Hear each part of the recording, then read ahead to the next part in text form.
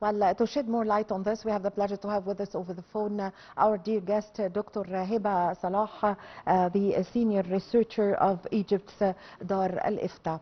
Good afternoon. Good afternoon.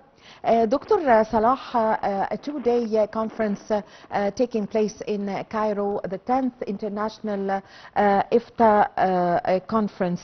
What is the significance of this year's and the importance of this year's conference? Yes, thank you for giving us the opportunity to reach out to our dear audience everywhere. It's our pleasure.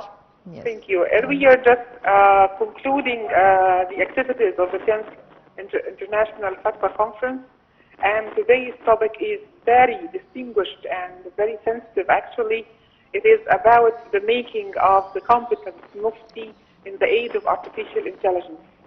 And when it comes to AI or artificial intelligence being combined with the religious discourse and ifta, and especially or fatwa issuance, this is a very, very crucial point that the religious institution in Egypt had the initiative to discuss in a big conference, big international conference, and it coincides with the celebration of the 10th anniversary of establishing the General Secretariat for Fatwa Authorities worldwide.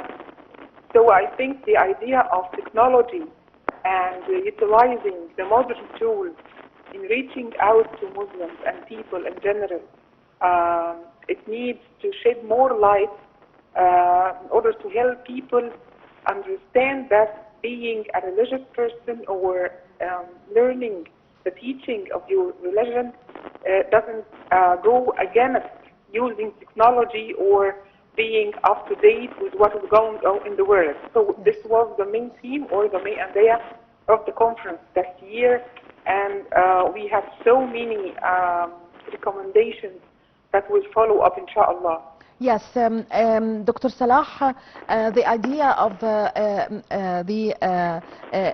Dar al-Ifta or Al-Azhar in general in coping with the development that is witnessed in the technological development that is taking place in the whole world in order to cope with the artificial intelligence, yes. How does this show of the culture and the mentality and the development of Al-Azhar Foundation? Yes, actually the methodology of Al-Azhar in general and Egypt's Dar al-Ifta in specific, it always teaches people that religion is part of living your life in a way or in a proper way. So reaching out to people in such difficult days of utilizing AI, we need first to remove the doubt or to guide people and to put them on the right way. So I think Al-Azhar in general is taking the initiative and taking steps on this path in order to,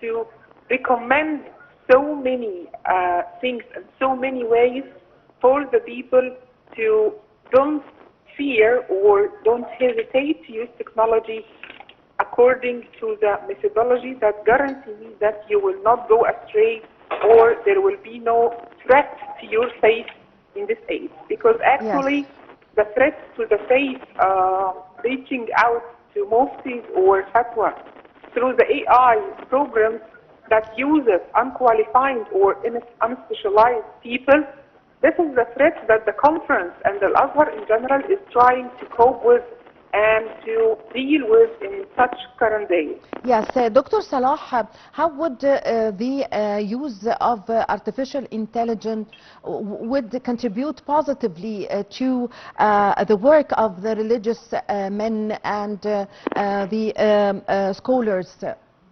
Yes, this is a very important question, and it shed more light on the work that Egypt Dar al-Ifta started 3 or 4 years ago when we first established a program or applications to reach out to Muslims worldwide.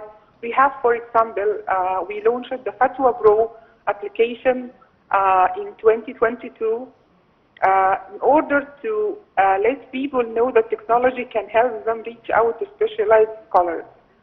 So the application, for example, depends on reaching out to Muslims, and training Muslims on how to use technology. So we are going both ways, reaching out to people in the way they can understand. Having your smartphone, now you can ask any religious question in the way that you can find trusted people and specialized people who will answer your question. And on the second side, we need to let muftis engage in this technology and take the step forward in learning what technology can help them in classifying the classical books and rereading the text of Sharia in more organized and classified way. So we have a long way ahead with the AI in order to reach more progress in the idea of seeking knowledge for both the scholars and the students.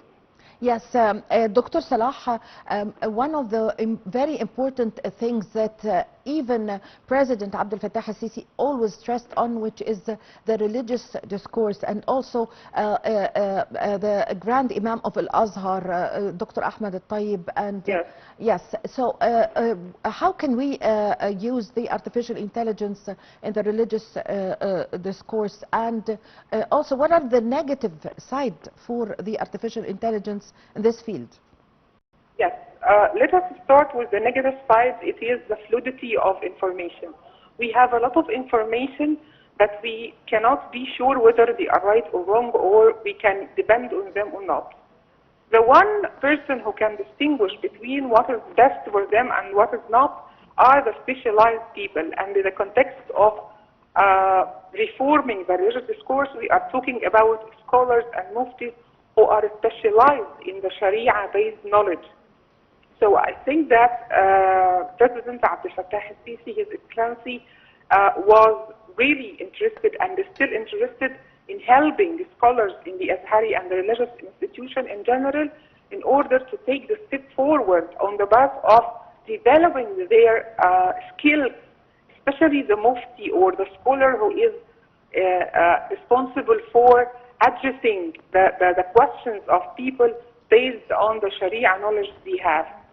And the Grand Mufti, Dr. Nazir Ayad, in both his opening speech and the closing remarks, dedicated much thanks and appreciation to the Mr. President Abdel Fattah al-Sisi for taking this initiative, and Dar al-Ifta considers this one of the key projects we are working in. We started working and will continue to build up on what we have achieved, engaging the AI world and taking the responsibility for letting the Mufti know that using the AI is never something you will not be ashamed.